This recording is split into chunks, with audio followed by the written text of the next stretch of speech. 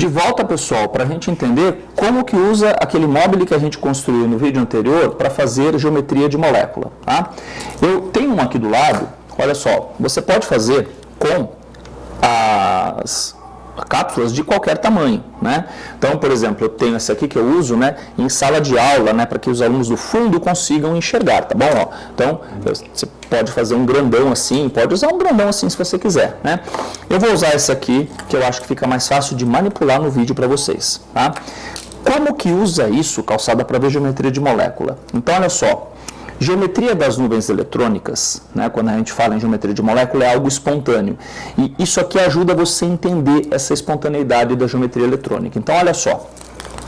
Se nós pegarmos, né, uma nuvem eletrônica, né, e puxar assim, ó, você vai perceber que ela repele um ângulo de 180 graus. Por que ela repele no ângulo de 180 graus? A geometria é espontânea, ela não vai ficar assim um ângulo de 90, né? Como são cargas negativas, elas se repelem, elas tendem a ficar assim, ó, afastadas uma da outra. Se a gente pegar uma terceira nuvem, né? Eu vou puxar aqui mais uma agora, né? Vou segurar aqui o fiozinho e vou puxar mais uma nuvem. Repara o que essa nuvem faz com as outras duas. Olha que interessante, ó. Ela repele as outras duas e isso fica com uma geometria que a gente chama de trigonal plana.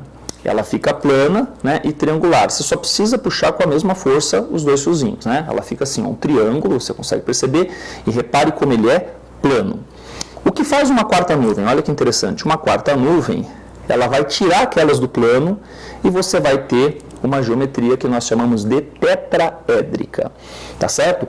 Isso é legal porque você consegue perceber que uma nuvem repele a outra espontaneamente, tá? Dá muito trabalho na hora de trabalhar com fazer isso, usar isso aqui, você ficar puxando uma nuvem de cada vez. Então a gente usa o seguinte truque: se você precisar de 4 nuvens, você simplesmente puxa todos os fiozinhos, né? Lembrando de puxá-los com a mesma força para ficar bem o formato tetraédrico. Se você precisar de 3 nuvens, você vai tirar uma dessas aqui. Repare o que acontece quando você tira uma. Essas que não estão no plano, elas vão voltar, veja só, a ficar planas. Você pode pegar qualquer uma delas, ó, quando você tira uma, as que sobram voltam a ficar planas, retinhas, tá? No mesmo plano.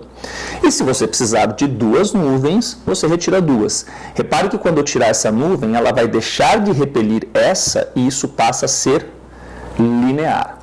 Tá? Essa é a geometria das nuvens eletrônicas. E como é que fica a geometria da molécula? A geometria da molécula, você precisa conhecer a estrutura de Lewis. Sabendo a estrutura de Lewis, eu deixei naquele roteirinho de como é que monta junto, né, um roteirinho de como é que faz a geometria das moléculas. Tendo a estrutura de Lewis, você conta quantas nuvens e aí você consegue montar a geometria. Por exemplo, o gás carbônico. O gás carbônico tem 2 nuvens eletrônicas. Então, como a gente faz? Puxa as 4, tá? Tire 2, 1, 2. Ele vai ficar desse jeito. Ficando dessa forma, o que acontece? Ele fica linear. Um carbono no meio, um oxigênio para cá, um oxigênio para cá. Tá vendo só? Você não precisa de um modelo desse para perceber a geometria da molécula. Basta algo simples de você obter no dia a dia, no cotidiano, que você consegue fazer a geometria das moléculas, né? E entender como é que as moléculas têm aquela geometria. Isso é importante para assuntos futuros da química. Legal? Vou te mostrar só mais um exemplo, né? E no outro vídeo a gente olha mais exemplos de moléculas, né, usando esse módulo de geometria molecular. O H2O. O H2O é uma molécula que tem 4 nuvens eletrônicas. Tá? 4 nuvens eletrônicas, a gente faz assim, ó. Segura as 4 nuvens, né? Como eu te falei, sempre com a mesma intensidade, puxa os fiozinhos com a mesma força. Só que na água tem um negócio diferente. Tem um oxigênio lá no meio, né? Vamos supor que aqui é um hidrogênio e um desses 3 é um dos hidrogênios. E tem 2 pares de elétrons. O par de elétron eu faço assim, ó. Eu retiro essa capinha.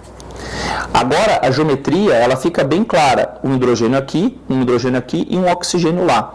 Se não tivesse essas nuvenzinhas, a geometria é dada pelos átomos apenas, né? Então a geometria das nuvens eletrônicas é tetraédrica, mas a molécula, olha só, ela é angular, ela tem formato de V. Você fica com o oxigênio no meio e um hidrogênio de cada lado. Então, Você não precisa dos modelinhos, você olhando para isso, tem um oxigênio aqui no meio, um hidrogênio aqui e um hidrogênio aqui, e você consegue perceber a geometria da molécula. Legal? No próximo vídeo, eu te dou mais exemplos de como que a gente usa isso para fazer geometria de molécula e conseguir entender a geometria das moléculas, que é um assunto importante para que você entenda polaridade de molécula e forças intermoleculares. Legal? Até o próximo!